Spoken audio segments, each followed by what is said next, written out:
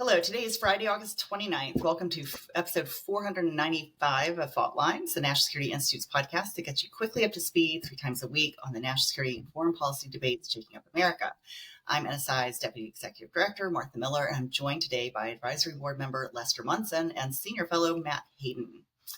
So next week, Chinese President Xi Jinping will host Vladimir Putin and Kim Jong Un at a massive military parade in Beijing, marking 80 years since Japan's surrender in World War II.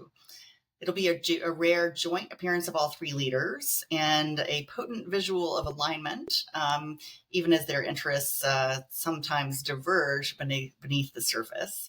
For Xi, this is a calculated display by putting Putin and Kim on his stage. He's signaling that Beijing, not Washington, aims to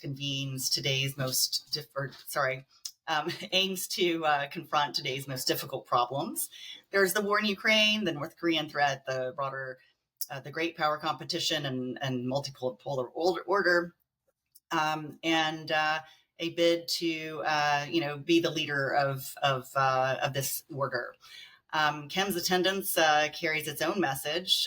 It'll be his first trip to China since 2019 and follows months of military cooperation with Russia, but it's also rebalancing towards Beijing as well. Putin arrives weeks after his summit with President Trump in Anchorage. That ended with a ceasefire deal, maybe-ish. We're not sure what that ended with, and fueling, some thoughts about, whether Moscow is really playing, up to additional games right now. So, Lester, I'd like to turn to you. Tell us about the North Korea angle here. What is North Korea gunning for right now? What are their aims? They've been engaged in Ukraine. Kim hasn't visited China in 6 years. What's going on there with North Korea and China? So I think there's a potential schism here that this appearance is meant to put a Band-Aid over. You'll note that the North Korean troops are in Ukraine. Of course, as you noted, North Korean troops are in Ukraine, helping the Russians fight against the Ukrainians, helping that invasion that we're opposed to.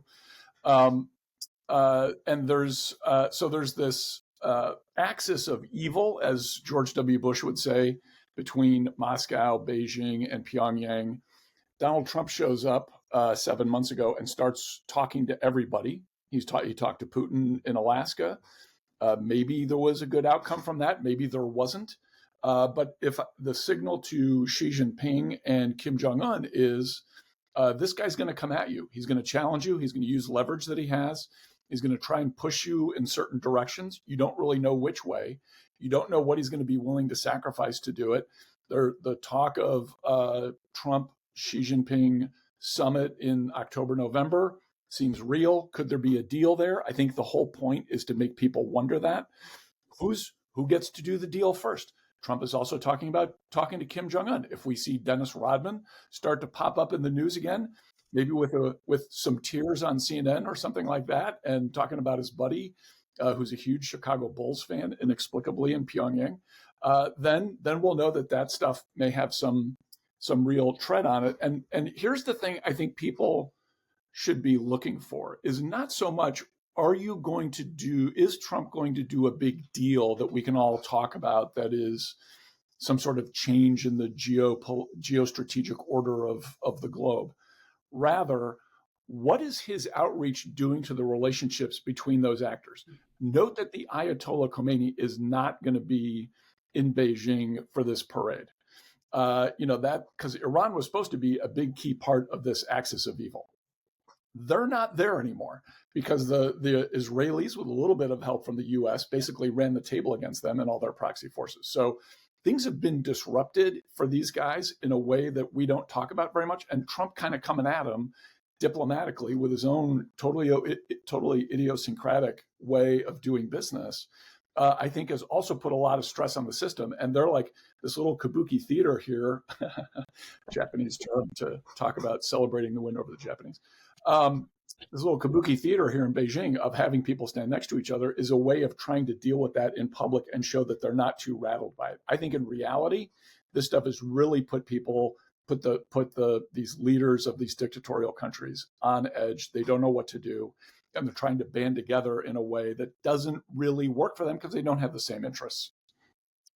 So, Matt, you've kind of joked about the hunt for Red October, and where are the parallels to history here, and pop culture for that matter,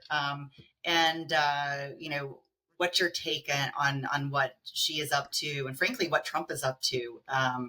Is there a strategy here? If it is, please read the tea leaves for us. What is it? So the time period in which the hunt for Red October was made feels very rinse and repeat for the engagements with the Russians. The NATO exercises that look like they're chasing a sub around also help make you feel a little warm and fuzzy about old times. The challenge we see with these leaders on stage is you have to kind of think back to the Chinese strategy doesn't have a very heavy moral right or wrong compass to it. It has China wins, everybody else loses as a right or wrong to it. But at some point, they do have to look left and look right and say, we're solving the world's problems by dealing with all the problem makers. And so they have all of them on the stage right next to each other. And you kind of have to look around and say, are we the good guys or the bad guys? And there's an embracing of future activities, tensions, and candidly bad behavior of Russia and North Korea that they're kind of embracing through this exercise.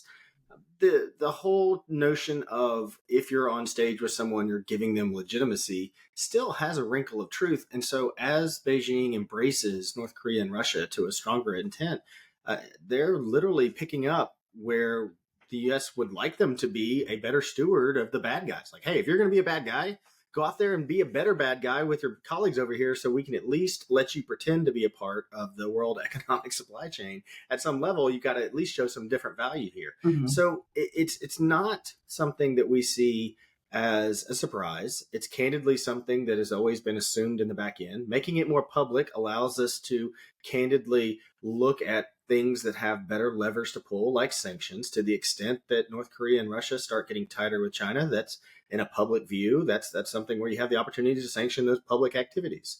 So there's a lot that goes on when they make these calculated decisions that candidly are a little puzzling to us back home, because if you are looking to be seen as a strong world actor that is to displace the United States as someone that is showing a common cause and success through China equals success for the world, you don't put flamethrowers and people who just are problematic as your two leading colleagues coming out of the gate. So you mentioned, Les, that the Iranians weren't there. I mean, that would have just been perfect for four legs of the stool there. So I think that there's a challenge moving forward for China, that as they embrace those that are exiled for bad behavior from traditional norms of the world diplomacy, that they do have to find some way to either carve them off or recognize that, you can't say you're a good guy when you're surrounded by bad guys.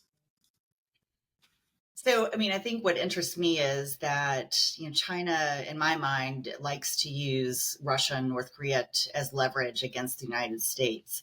And so, to what extent did the optics even of the Trump-Putin meeting, just what are the Chinese thinking with regard to, this potential for Trump to, come up with a solution with regard to Ukraine, and a solution that actually favors Russia, given the fact that these red lines keep getting moved over and over again, despite some very productive meetings with European partners and some creative solutions that the Trump administration has come up with.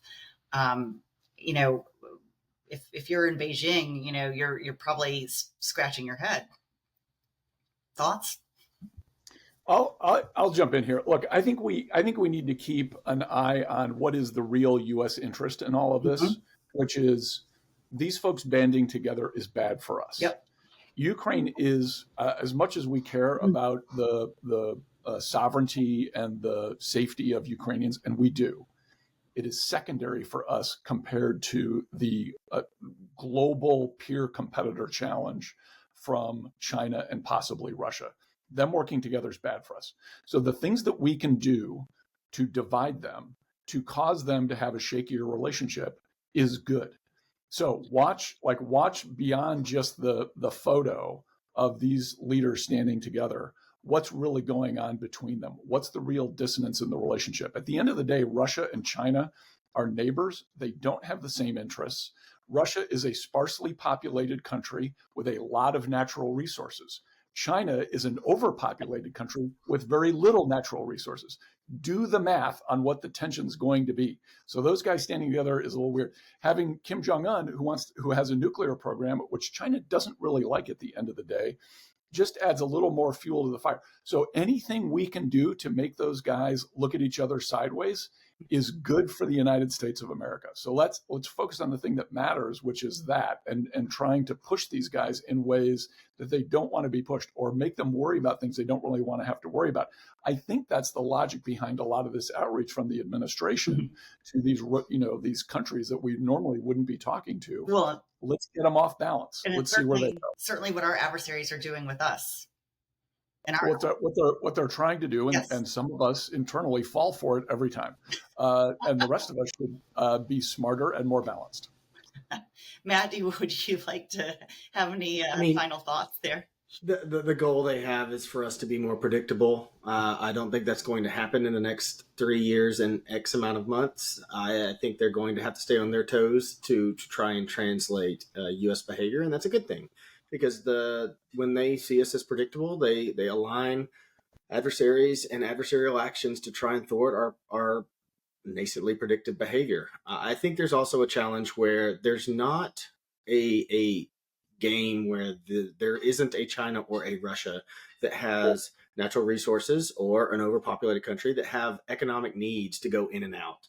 And so I think if we play that road out to where we acknowledge that they're bad actors, and we're going to treat them as such and treat them as adversaries that do not have our interest at heart, but don't push them into an existence that is literally kinetic, I think we've got a safe place there. So I find that while we don't want our adversaries all having a super friends meeting, at the same time, we don't want our adversaries actually having productive resource exchange either. So it's a tough row to hoe, but you've got at the end of the day to look at all three of these actors and say, what does the United States want from this at the end? And candidly, we would like to do some limited trade where appropriate and left them alone. That's that. At the world is looking for us to be world police at the moment. We've kind of hung that jersey up. So I think it's one of those things where the administration is going to look for our economic and viable success on the stage and hope that our peace through strength efforts align to keep these guys in a box as opposed to wiping out that box. Awesome. Well, I think on that note, Matt, you get the final word there. So that's a wrap. Thanks, as always, to Kelly Crowley, Claude Jennings, and NSI staff for their help producing today's episode. Join us on Wednesday, September 3rd for another episode. Actually, yes, September 3rd, because Monday is Labor Day. For another episode of Fault Lines, the National Security Institute's podcast to get you smart fast on the national security and foreign policy debates shaking up America. We're on YouTube, so please check us out on YouTube on video for today's episode. If you like what you heard or saw, be sure to rate, review, and subscribe.